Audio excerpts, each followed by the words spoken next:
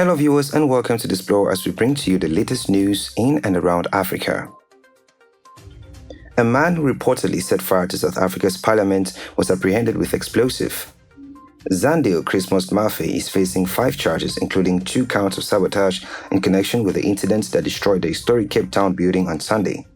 The 49-year-old has rejected all accusations and his lawyer claims he was confused for someone else. Mr. Mafe is the sole individual who has been arrested in connection with the incident. The fire, which completely wrecked the National Assembly's lower chamber but harmed no one, stunned South Africa, and the courtroom was crowded ahead of Mr. Mafe's appearance on Tuesday. As he entered the room wearing short and a wrinkled shirt, the sound of cameras clicking exploded and he seemed unkempt and confused. According to a National Prosecuting Authority official, Mr. Mafe is facing 5 charges, including housebreaking with intent to steal and theft of laptops, crockery and documents, criminal damage on 2 counts, possession of an explosive device, destruction of vital infrastructure. However, his lawyer, Luvuyo Godler, said that the wrong person had been arrested and that Mr. Mafe was being used as a scapegoat. The case was postponed for 7 days to allow investigators to conduct more investigations. 4 people arrested over Lamu attack that left 6 dead. 4 suspects have been detained and apprehended in connection with Monday's incidents in Lamu, Nairobi, which killed 6 people in an attack connected to Al-Shabaab terrorists. Police are also investigating if the incident is related to a land dispute in the area between locals and those thought to be non-locals. Bruno Shioso, National Police spokesman, stated that another incident occurred in the Hindi region on Monday night, killing 1 person. On Sunday night, 6 people were murdered and homes were set on fire in a horrific incident in which 1 guy was decapitated. According to authorities, 5 people were shot or burned to death in an attack on a village in Lamu County that began late Sunday and lasted until early Monday. Sudan forces fired tear gas at protesters. Sudanese security forces had fired tear gas at a pro-democracy activist in the latest round of the anti-military rallies since the October coup.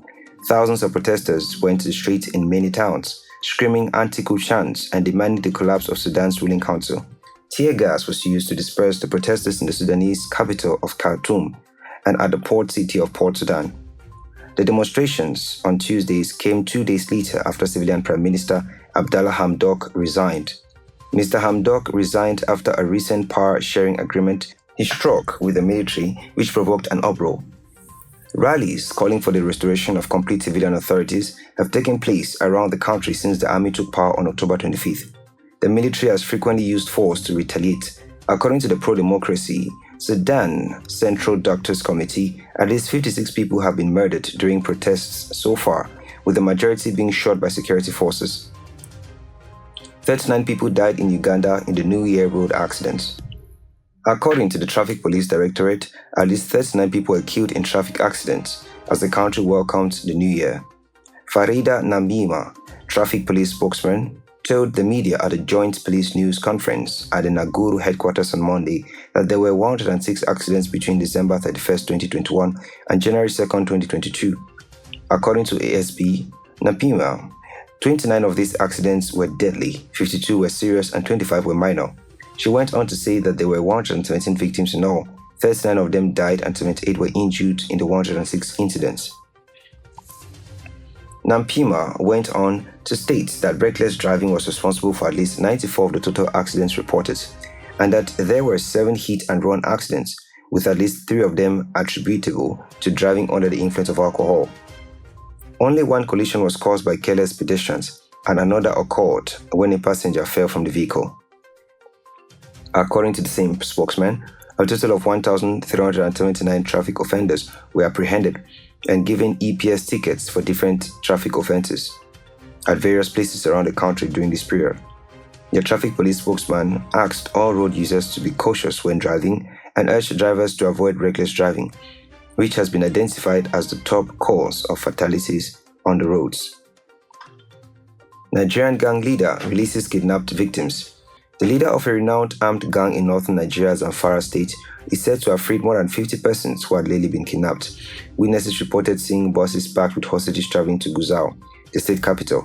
Officials have not revealed why the group's leader, Bello Tuji, chose to free dozens of prisoners. According to locals, it looks to be part of a campaign to persuade the state administration to grant him amnesty. According to the Nigerian Air Force, it has lately targeted the base of the criminals group responsible for the regular kidnappings. According to the report, two of the most sought gang bosses had been assassinated. There you have it, viewers. Thanks for watching, and please ensure to subscribe, hit the like button, and turn on notifications so as to get updated daily on trending news about Africa.